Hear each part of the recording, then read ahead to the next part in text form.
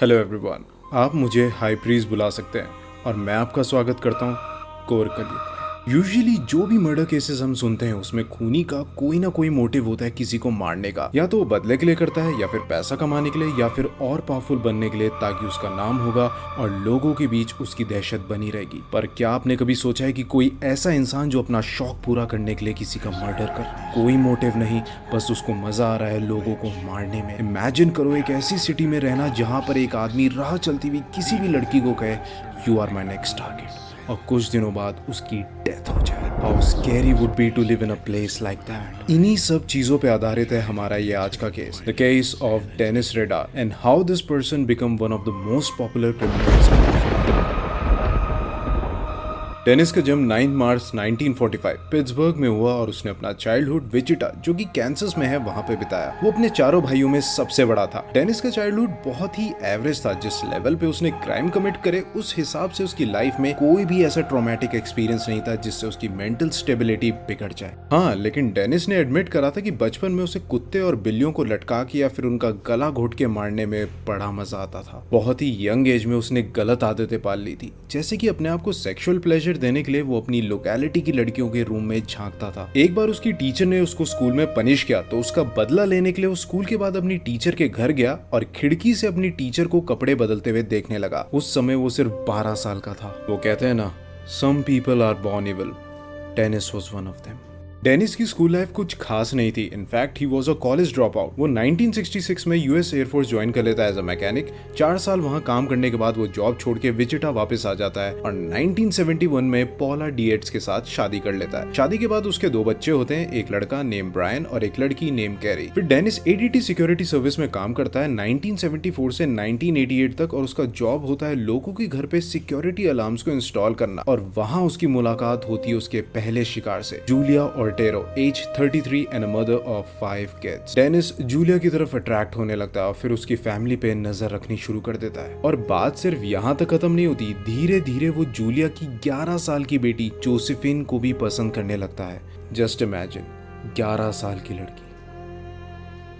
काफी समय तक नजर रखने के बाद वो डिसाइड करता है जूलिया के घर में घुसने का, और वो दिन आ ही जाता है। जैन 15, 1974। डेनिस जैसे ही घर में एंटर करता है वो जूली के हस्बैंड जोसेफ और उसका 9 साल का बेटा जोसेफ जूनियर को वहां पर देख के शॉक्ड हो जाता है। उनको देख के डेनिस एकदम से अपनी पॉकेट से गन निकालता है, पूरी फैमिली को गन पॉइंट पे धमकाता है और उनको अपना बंदी बना लेता है। उसके बाद एक एक करके सबका गला घोट के उनको मार देता है। बिल्कुल एक दरिंदे की तरह उसने एक 7 साल के बच्चे को भी नहीं बख्शा। उन तीनों को मारने के बाद वो जोसेफिन को बेसमेंट में ले जाता है और उसको वहां पर लटकाने से पहले के सारे कपड़े उतार देता है, and then he sexually satisfies himself. Before leaving the house वो जोसेफ की वॉच रख लेता है एज अ मोमेंटो। उसके बाद वो एक लेटर भेजता है टेलीविजन स्टेशन को ये बताते हुए कि ऑर्टेरो फैमिली की डेथ के लिए वो रिस्पॉन्सिबल है और अब से लोग उसे BTK नाम से एड्रेस करेंगे। BTK का फुल फॉर्म बाइंड यानी कि बांधना, टॉर्चर यानी कि तड़पाना, किल यानी कि मार देना।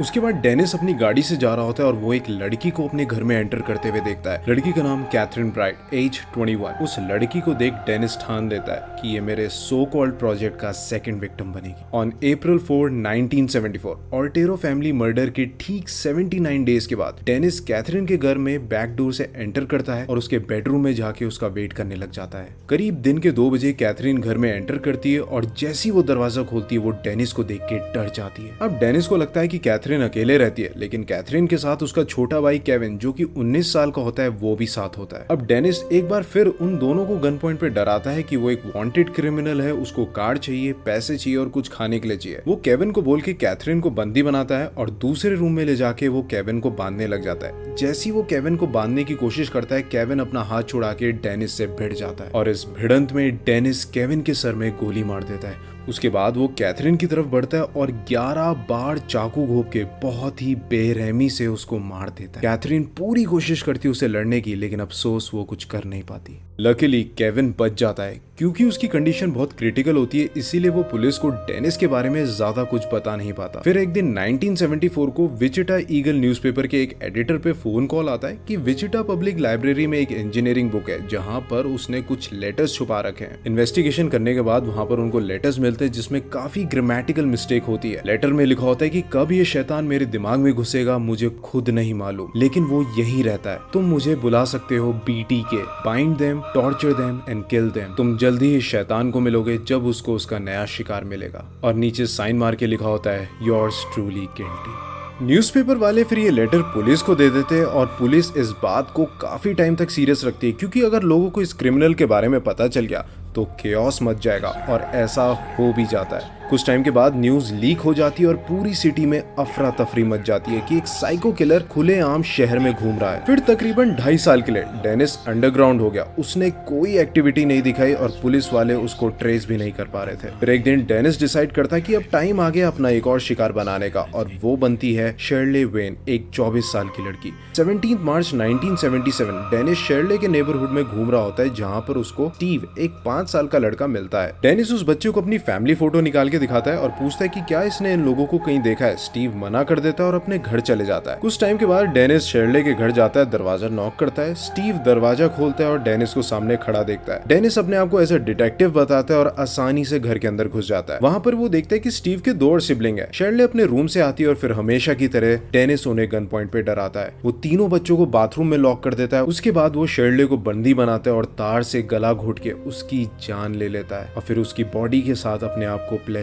देता है। वो तीनों बच्चे पूरे टाइम चिल्लाते रहे बट किसी को उनकी आवाज सुनाई नहीं देती। सोचो कितना ट्रॉमेटाइजिंग रहा होगा उन तीनों के लिए कि कोई आता है, उनकी माँ की जान ले लेता है और वो तीनों बिल्कुल हेल्पलेस है। डेनिस उसके बाद उन तीनों बच्चों को मारने का सोचता है, लेकिन शर्ले के फोन में बार बार किसी का कॉल आ रहा होता है, जिसके कारण डेनिस को वहां से डर के मारे भागना पड़ता है। इसके बाद डेनिस एक दूसरे हंट पे निकल जाता है, जहां वो नैन्सी फॉक्स नाम की एक 25 साल की लड़की से ऑब्सेस्ड हो जाता है, जो कि एक ज्वेलरी शॉप में काम करती थी। दिसंबर 8, 1977 डेनिस नैन्सी के फोन की तार काट देता है और पीछे के दरवाजे से उसके घर में घुस जाता है। जैसी नैन्सी घर में एंटर करती है, वो किचन में डेनिस को देख के डर जाती है। एक बार फिर वो सेम चीजें उसके साथ भी करता है, उसको डराता है और बेल्ट से उसका दम घोट के उसको मार देता है। इसके बाद वो लोकल पुलिस स्टेशन में कॉल करता है और उन्हें अवेयर करता है कि इस एड्रेस पे नैन्सी फॉक्स नाम की लड़की का उसने मर्डर कर दिया है। डेनिस को अब ये सब खेल लगने लगा था, जिसमें उसे काफी मजा आ रहा था, क्योंकि वो जिसके साथ जैसा करना चाहता वैसा वो कर पा रहा था और पुलिस इतने सालों से उसे ढूंढने में नाकामयाब थी। फिर डेनिस विचिटा स्टेट यूनिवर्सिटी से ग्रेजुएट होता है 1979 में with a bachelor of science degree majoring in administration of justice. जी हाँ,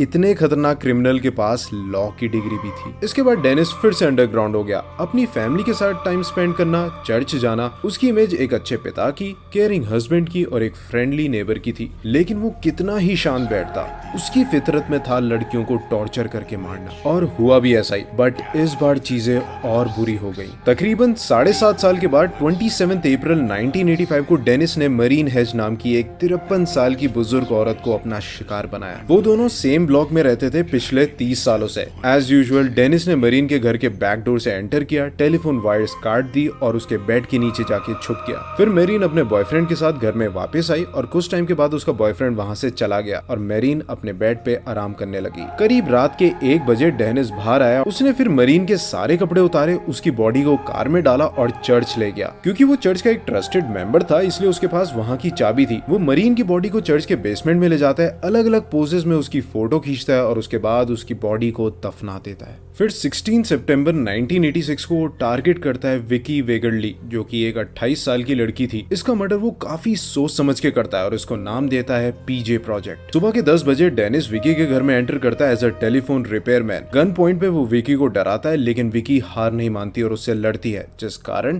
डेनिस की बॉडी में कट्स पड़ जाते हैं। डेनिस फिर रस्सी लेता है और विकी का गला घोट के उसकी जान ले लेता है। फिर उसकी बॉडी की फोटोज लेता है अलग अलग एंगल से और कार चुरा के भाग जाता है। आगे से बिल, जो कि विकी का हस्बैंड था, वो अपनी कार पहचान लेता है। अफसोस वो डेनिस का फेस नहीं देख पाता। जैसे बिल अपने घर पहुंचता है, वो अपने 2 साल के बच्चे को लिविंग रूम में खेलता हुआ देखता है और विकी की डेड बॉडी को बेडरूम में। डेनिस ने सोच लिया था कि उसका लास्ट विक्टिम कौन होगा। डेनिस की लास्ट विक्टिम डेलोरिस डेविस थी, एक 62 इयर्स की बुजुर्ग महिला। 19 जन 1991 डेनिस अपनी स्काउट मीटिंग में होता है और वहां से वो बहाना बना के निकल जाता है। वो डेलोरिस के घर पहुंचता है, एक सीमेंट की ईंट से उसके घर का कांच तोड़ देता है। डेलोरिस जैसी नीचे आती है, डेनिस उसे दबोच के मार देता है। उसकी बॉडी को कार में डालता है और झील किनारे दफना देता है और वापस अपनी स्काउट मीटिंग में चला जाता है। उसके बाद डेनिस बिल्कुल शांत हो गया। कोई क्राइम नहीं, एक नॉर्मल आदमी की तरह जिंदगी जीना। इस टाइम हर कोई BTK के बारे में भूल गया था। तभी 2004 में रॉबर्ट बेटी ने BTK के ऊपर एक बुक पब्लिश करी। जब डेनिस ने बुक पढ़ी तो उसे काफी गुस्सा आया, क्योंकि उस किताब में काफी सारी चीजें ऐसी लिखी हुई थी जो कि सही नहीं थी।